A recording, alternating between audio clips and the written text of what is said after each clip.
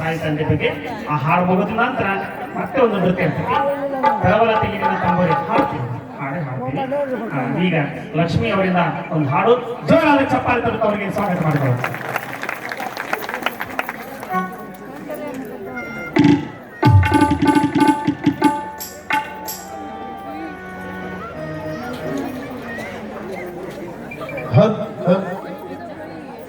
ಆದ್ಮೇಲೆ ಸಕಲ ಜೀವಿ 84 ಲಕ್ಷ ಜೀವರಾಶಿ ಒಳಗ ಅತಿ ಶ್ರೇಷ್ಠವಾಗಿರ್ತಕ್ಕಂಥ ಜಾತಿ ಯಾವ್ದಪ್ಪ ಅಂತಂದ್ರ ಈ ಮಾನವ ಜಾತಿ.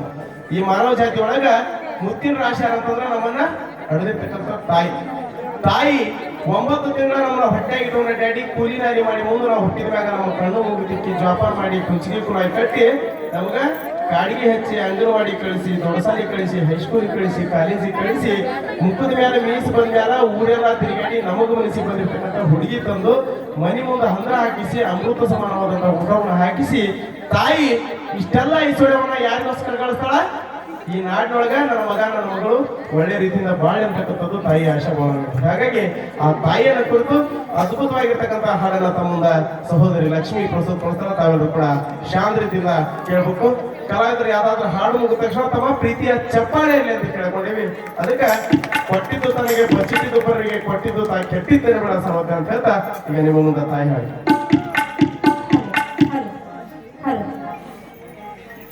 ಹಲೋ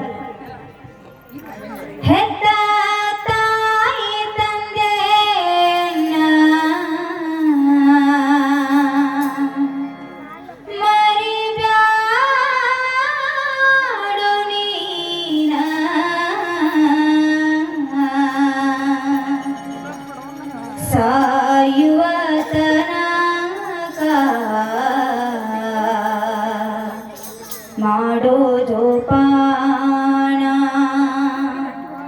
ಭೂಮಿ ಮ್ಯಾಲೆ ನಾವು ನೀವು ಭೂಮಿ ಮ್ಯಾಲೆ ಹುಟ್ಟಿ ಬರಾಕ ಅವರು ನೋಡು ಕಾರಣ ಜೋಪಾನ ಮಾಡಿ ತೀರಿಸೋ ಇವರ ಋಣ.